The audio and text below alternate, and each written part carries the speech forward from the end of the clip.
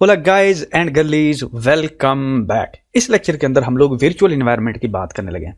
अब मुझे पता है आप लोग बोर हो रहे हैं, सोच रहे होंगे कि सर पाइथन का कोर्स है, 1.5 घंटा हो गया, आपने पाइथन की बात नहीं की, कभी आप इधर चले जाते हैं, कभी आप आईडीई की बात करते हैं।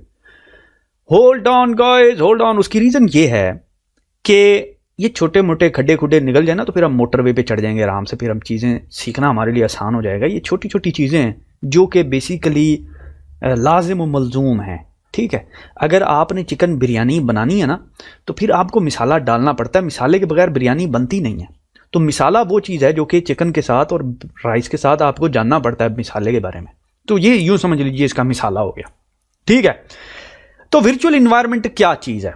वर्चुअल इन्वायरमेंट आप समझ लीजिए एक बॉक्स है, एक अलमारी है।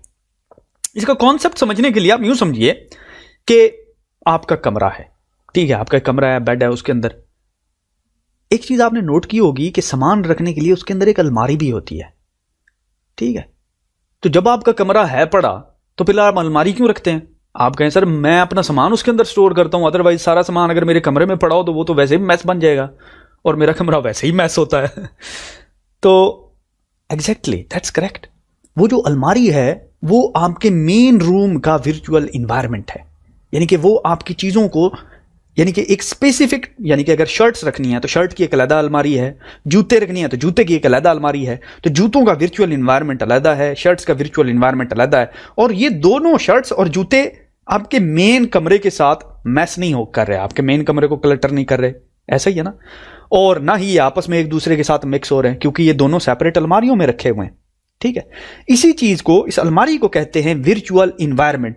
वर्चुअल इन्वायरमेंट क्या करता है कि बाकी सारे चीजों को, बाकी सारे सॉफ्टवेयर्स को आपके मेन कंप्यूटर के सॉफ्टवेयर से अलग करता है।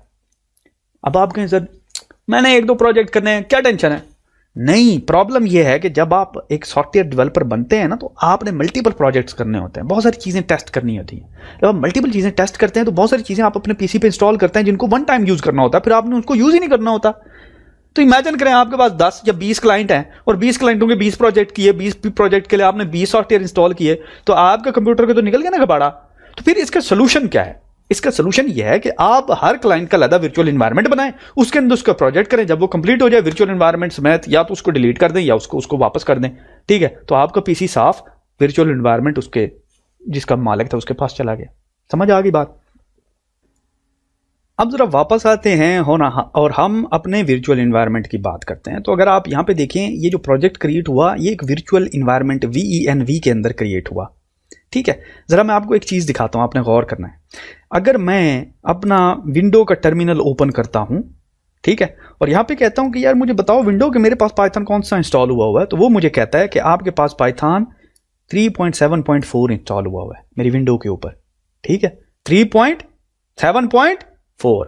जरा अब आपने गौर करना है, 3.7.4 जरा गौर करना है। आपने टर्मिनल ओपन करता हूं, मैं कहता हूं यार प्रोजेक्ट मुझे बताओ पाइथन मेरे पास कौन सा इंस्टॉल है, वो कहता है 3.8.1।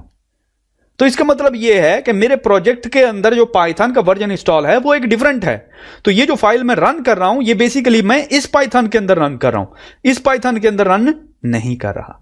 तो अगर एक लाइब्रेरी जो इस पाइथन के अंदर नहीं है तो ये इससे असर नहीं पड़ता क्योंकि ये वो पाइथन है जो कि बेसिकली मेरे इस कोड को रन कर रहा है। और जो ही मैं इस वर्चुअल इन्वायरमेंट को यानी कि अपने प्रोजेक्ट को डिलीट करूंगा तो ये पाइथन भी डिलीट हो जाएगा क्योंकि ये इस वर्चुअल इन्वायरमेंट के अंदर पड़ा हुआ है। समझ आ गई बात की? तो ये अब गौर करें कि अगर मैं इस वर्चुअल इन्वायरमेंट के अंदर कोई चीज इंस्टॉल करता हूं, यहां पे आता हूं टर्मिनल और लेट्स कॉल, मैं कहता हूं इंस्टॉल सम XY सॉफ्टवेयर, तो वो बेसिकली इस वर्चुअल इन्वायरमेंट के अंदर इंस्टॉल होगा, वो मेरी विंडो के अंदर इंस्टॉल नहीं होगा। इससे मेरी विंडो को कोई फर्क नहीं पड़ता क्योंकि मैं अगर एक सॉफ्टवेयर इंस्टॉल कर रहा हूं तो इसकी मिसाल ऐसे ही है कि अगर मैं नए जूते लेके आ रहा हूं तो वो मैं अलमारी के अंदर रख रहा हूं, अपने कमरे में नहीं रख रहा। ठीक है, कमरा मेरा पीसी है, अलमारी जो है वो मेरा वर्चुअल इन्वायरमेंट है। ठीक है, तो अगर आप इमेजिन करें ये आपका मेन रूम है। ठीक है, एक बॉक्स बना रहा हूं मैं सिंपल। अब इस बॉक्स के अंदर आपने छोटे छोटे और बॉक्सेस बनाए हुए हैं। ठीक है, छोटे छोटे और बॉक्सेस, ये शूज के लिए है, ये शर्ट्स के लिए है, ये लेट्स से ट्राउजर्स के लिए है। ठीक है, अगर ये बॉक्सेस ना होते, इनको मैं वर्चुअल इन्वायरमेंट कह रहा हूं, अगर ये बॉक्सेस ना होते तो आपके शूज इधर पड़े होते, शर्ट्स इधर पड़ी होती, ट्राउजर इधर पड़ा होता, तो आपके कमरे में तो मैस हो जाना था ना। तो बस आपने यही याद रखना है कि वर्चुअल इन्वायरमेंट क्या करता है, कंटेन करता है बहुत सारी सॉफ्टवेयर्स को, और हर प्रोजेक्ट का हम अलग वर्चुअल इन्वायरमेंट बनाते हैं। इस केस के अंदर ऑटोमेटिकली जो ही हम प्रोजेक्ट स्टार्ट करते हैं तो पाईचार्म जो है हमारे लिए ऑटोमेटिक एक वर्चुअल इन्वायरमेंट क्रिएट कर देता है। नेक्स्ट लेक्चर के अंदर हम वर्चुअल इन्वायरमेंट क्रिएट करना सीखेंगे उन दोस्तों के लिए, उन स्टूडेंट्स के लिए जिनके पास पाईचार्म नहीं है या जिनके पास ऑटोमेटिकली ये क्रिएट नहीं होता। काम हमारा वैसे भी चल जाता है।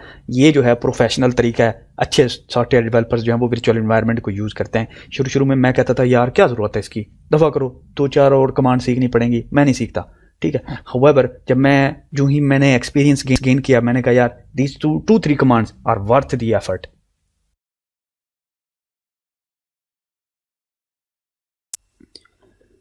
अच्छा दोस्तों,